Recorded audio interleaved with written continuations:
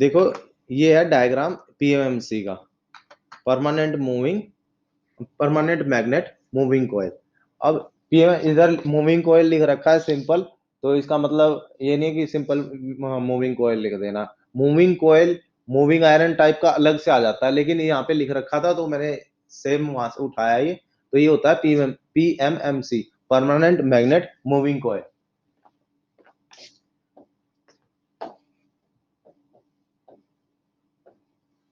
देखो permanent magnet क्यों बोला है इसे, पहले तो ये देखो इसको बोला क्यों गया है इस तरीके से परमानेंट मैग्नेट। तो इसमें जो ये मैग्नेट है यहाँ पे देख रहे हो नॉर्थ और साउथ, ये कैसी तरीके की है, परमानेंट मैग्नेट तरीके की है। ये नॉर्थ हो गई और ये साउथ, ये परमानेंट मैग्नेट टाइप की क्या होते हैं, मैग्नेट्स होते हैं। इसको बोला है इसलिए परमानेंट मैग्नेट। मूविंग कॉइल क्यों बोला है, जो बीच में ये नीडल के साथ जो कनेक्ट है, यहाँ पे देख रहे हो नीडल के साथ जो कनेक्ट है, ये कॉइल ये कैसी है, मूविंग टाइप की है। ये कॉइल मूविंग टाइप की है, तो इसके लिए हमने बोल दिया परमानेंट मैग्नेट मूविंग कॉइल। तो इसमें होता क्या है,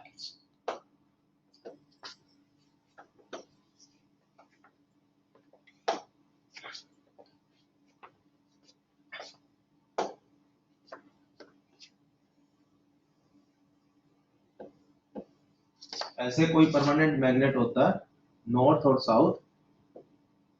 अब परमानेंट मैग्नेट होगा तो इसमें क्या होगी, मैग्नेटिक फील्ड भी होगी कोई नॉर्थ टू साउथ। तो बीच में हमारे लगा होता है कॉइल, इसके ऊपर कॉइल लपेटी होती है ऐसे ऐसे करके कॉइल, और यहाँ होता है स्प्रिंग, और इसके आगे होती है नीडल। ठीक है, इस तरीके से ऐसे ही इसमें ये स्प्रिंग होता, और यहाँ पर इसको पिवट बोलते हैं, यहाँ रखा होता है।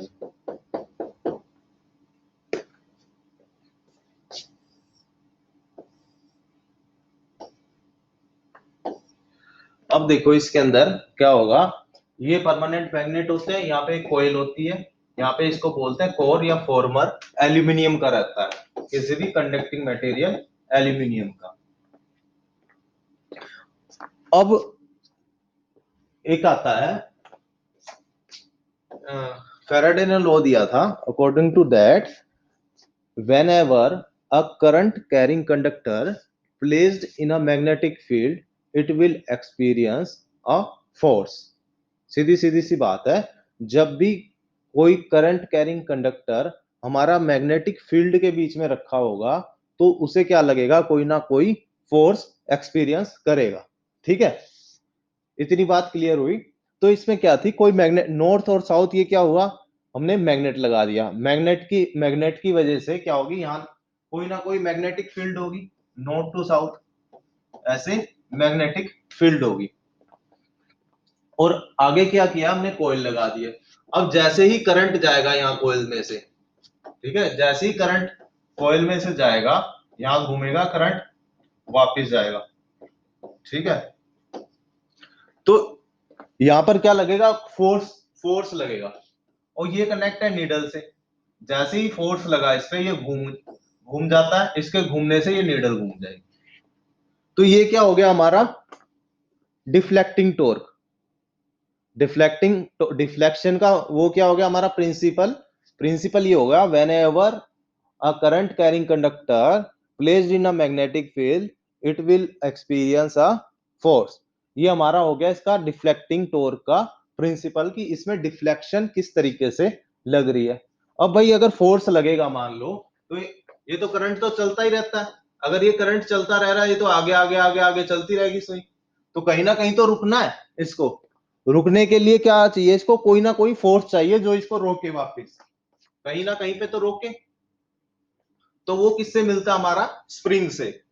ये स्प्रिंग से मिलता है इसको कौन सा फोर्स हमारा, या कौन सा टॉर्क मिलता है, कंट्रोलिंग टॉर्क। कंट्रोलिंग टॉर्क आपको याद वो रखना है कि ये स्प्रिंग कौन से मटेरियल के बने होते हैं, ये होते हैं ब्रोंज फॉस्फोरस एंड ब्रोंज के। तो ये स्प्रिंग क्या करता है, इसको बैलेंस करता है। मान लो अगर इस नीडल को 6 एम्पियर दिखाना हो, यहाँ पे रोकना हो, तो ये यहां तक आएगा। और ये कब रुकेगा? जब T C will be equal to T D, मतलब कि deflecting torque will be equal to controlling torque. जहां पर भी ये इक्वल होगा, ये वहां रुक जाएगा।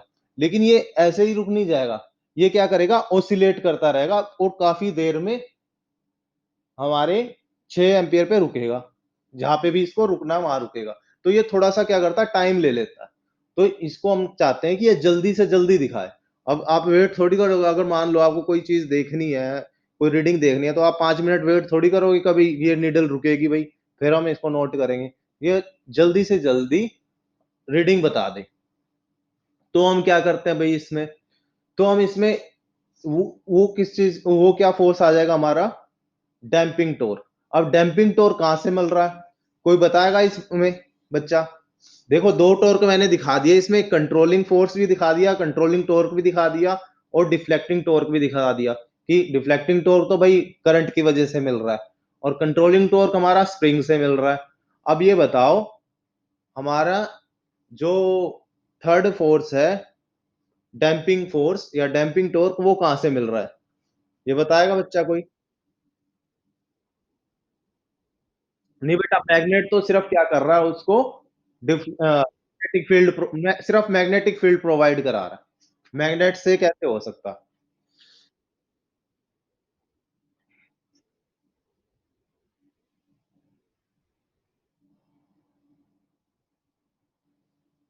तीसरा फोर्स कैसे आएगा कि ये जल्दी से जल्दी रुक जाए?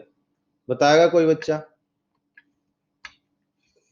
कोई भी बच्चा बताना चाहे?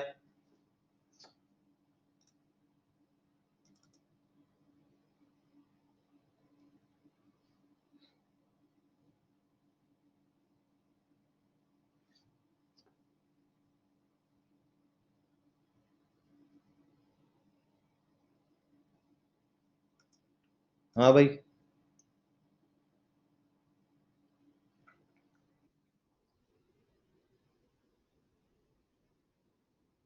क्या लिखा हुआ है ना? पीवट तो बेटा क्या होता है? अब नीडल कहीं ना कहीं घूमने के लिए जगह तो चाहिए ना। ये पीवट है यहाँ पे।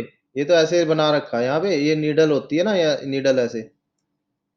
और वो कोई चीज घूमने के लिए, जैसे बैरिंग होता है मोटर में, ऐसे तो यहाँ पे थोड़ा सा कट होता है, ऊपर भी कट होता है, सुई कहीं तो अटकेगी ना। ऐसे थोड़ी हवा में रहेगी। ये कोयल हवा में तो रहेगी नहीं, कहीं ना कहीं तो रहेगी। अब मोटर की जो शाफ्ट होती है, साइड में एंड कवर होते हैं, उसी के बीच में तो रोटर घूमता है। साइड में पकड़ने के लिए तो कुछ चाहिए। तो वही चीज है ये। बताओ। देखो बच्चा, यहाँ पे क्या लिखा हुआ है? एल्यूमिनियम। ठीक है। और एल्यूमिनियम क्या है यहाँ पर? ये एल्यूमिनियम क्या होता है? कंडक्टर होता है कंडक्टर। ठीक है। कंडक्टर। एल्यूमिनियम क्या है? कंडक्टर है। और बेटा ऐसे, देखो, ये आवाज बंद करना बेटा, बहुत इंपॉर्टेंट बात बता रहा हूँ। ये बात समझ नहीं आएगी जब आप पढ़ोगे नहीं तो। देखो, ये क्या है? कंडक्टर है। ठीक है। अब देखो, जब भी मैग्नेटिक फील्ड के बीच में करंट था, तो हमारा क्या लगा था? फोर्स लगा था। मैग्नेटिक फील्ड के बीच में जब भी करंट आया, तो क्या मिला हमें? फोर्स मिला था, जिस वजह से ये डिफ्लेक्ट हुई थी। तो मैग्नेटिक फील्ड, मैग्नेटिक फील्ड हो, और करंट हो, और फोर्स हो,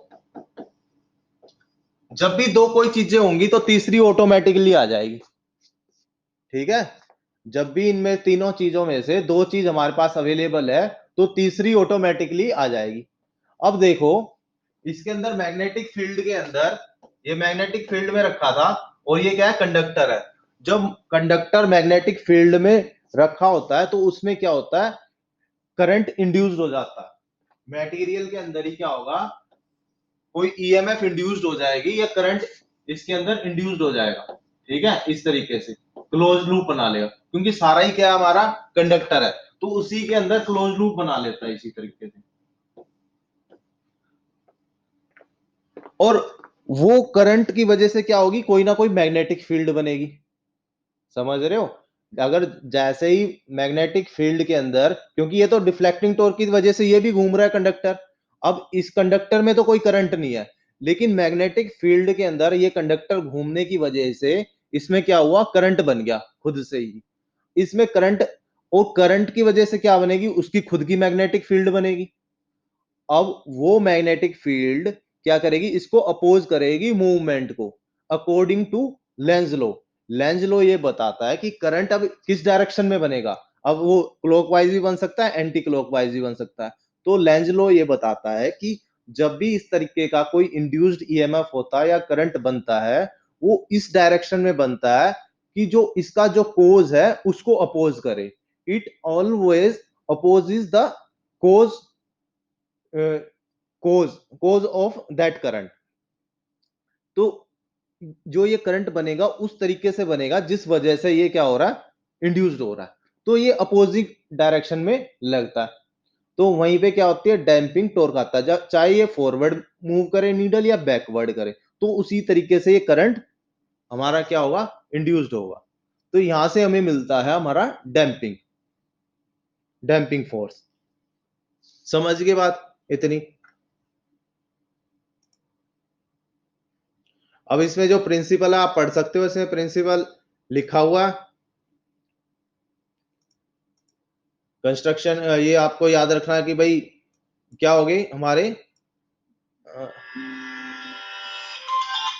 जो फोर्स स्प्रिंग लगे हुए हैं, फॉस्फोरस ब्रॉन्ज मटेरियल के लगे हुए हैं। और यहाँ पे एक बात और याद रखनी है, देखो मैंने जो ये करंट दिखाया है यहाँ पर, ये करंट किस तरीके से बना हुआ है, हमारा स्प्रिंग में होके गुजर रहा है। मतलब कि क्या है, जो स्प्रिंग है ये कैसे है, कंडक्टिंग है, ऐसे नहीं है इंसुलेटेड। जो ये स्प्रिंग है हमारी कंडक्टिंग है। जो ये वायर कनेक्ट होती है वो किस पे कनेक्ट होती है, स्प्रिंग पे। तो स्प्रिंग भी हमारे कंडक्टिंग है। ठीक है। और डैम्पिंग इसको बोलते हैं एडी करंट डैम्पिंग, जो हमने बताई डैम्पिंग यूज करते हैं यहाँ पे। इसीलिए मैंने जब क्लास ली थी वहां पे मैंने कहा था एडी करंट डैम्पिंग, जब हम ये टॉपिक पढ़ेंगे वहां बताएंगे एडी करंट डैम्पिंग कैसे काम करती है। ये इसका बेसिक प्रिंसिपल हो गया कि when a current carrying conductor is placed in a magnetic field a mechanical force is exerted on the conductor.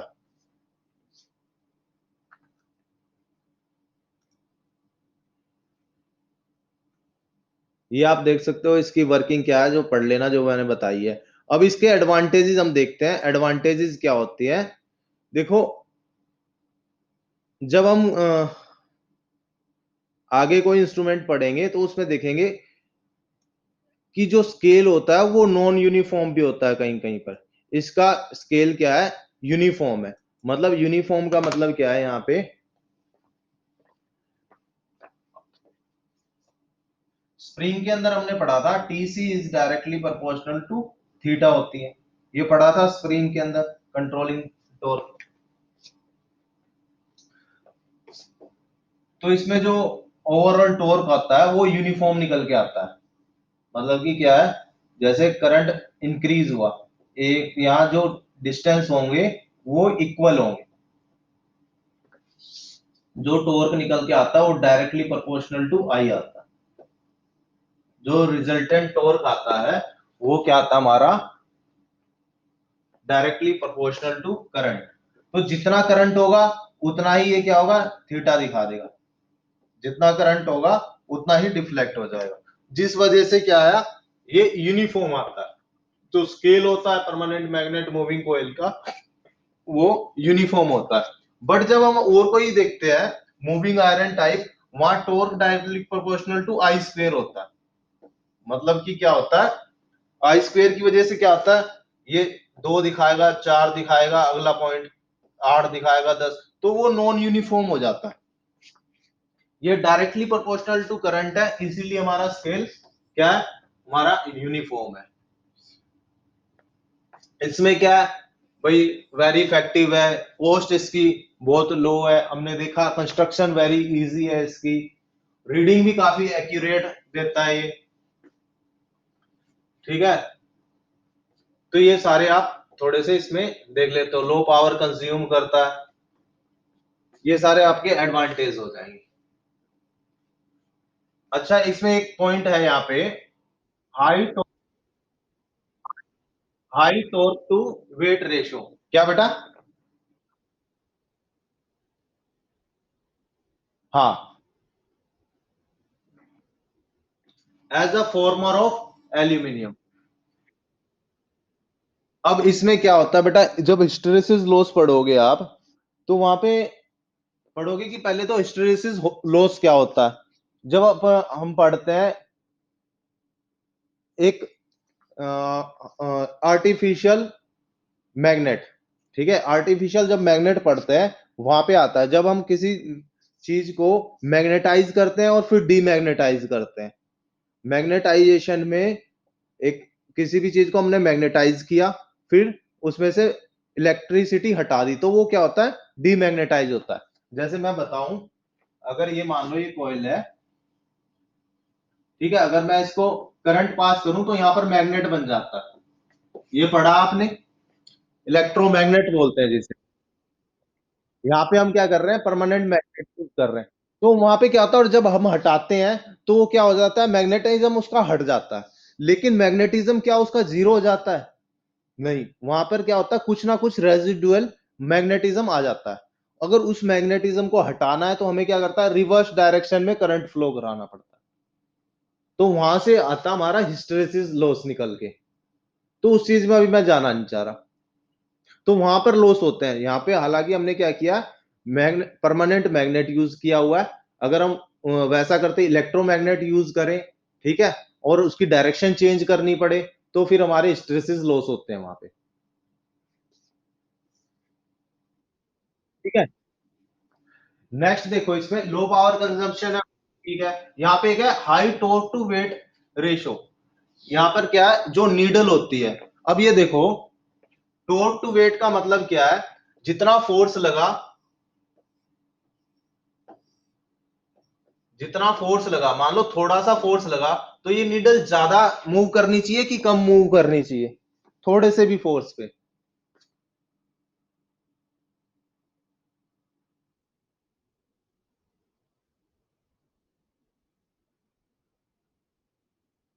देखो, ये नीडल मूव कितनी चाहिए, अगर हम चाहते हैं कि ये अगर थोड़ा सा भी फोर्स लगे, अगर फोर्स मिनिमम भी है, तो भी ये मूव कर जाए, ठीक है।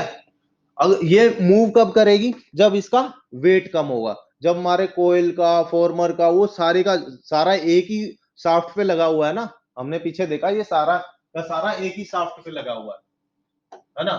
ये देखो, ये सारा का सारा, ये सारा का सारा, सारी चीज एक ही शाफ्ट पे लगी हुई है।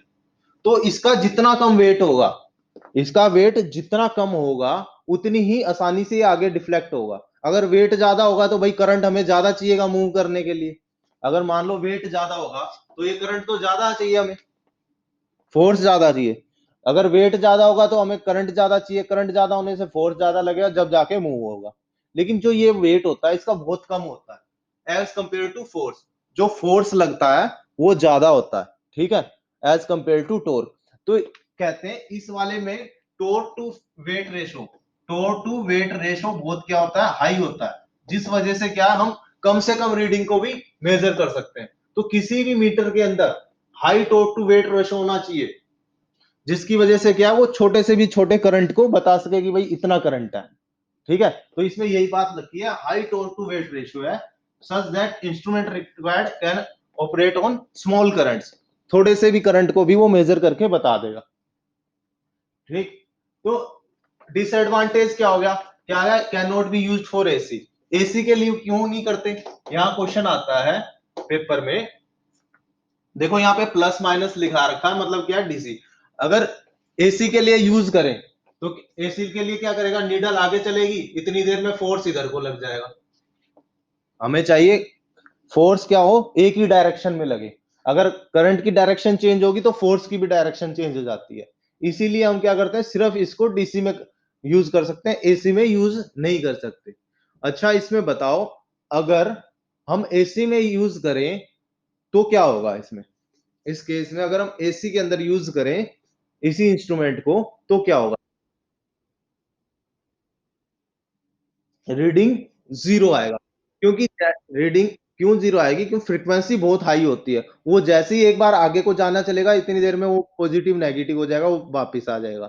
ठीक है, इस तरीके से क्या होगा, जीरो के आसपास ही वो थोड़ा सा ऐसे यहाँ पे एक क्वेश्चन ऐसे बनता, पूछा जाता है कि लो फ्रीक्वेंसी इनपुट दी जाए, लो फ्रीक्वेंसी मतलब 1 और 2 हर्ट्ज की फ्रीक्वेंसी, लो फ्रीक्वेंसी इनपुट दी जाए तो क्या करेगा ये इंस्ट्रूमेंट? रीडिंग बताएगा नहीं बताएगा?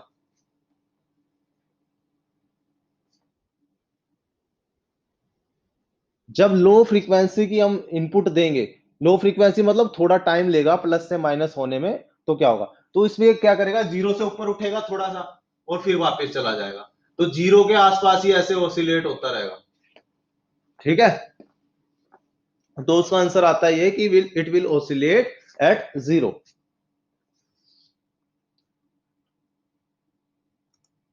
तो ये कुछ हम्म नेग्जिबल तो होता है बेटा, ना मात्र, हाँ ना मात्र भी बोल ही सकते हो वैसे तो। एक सेकंड बेटा।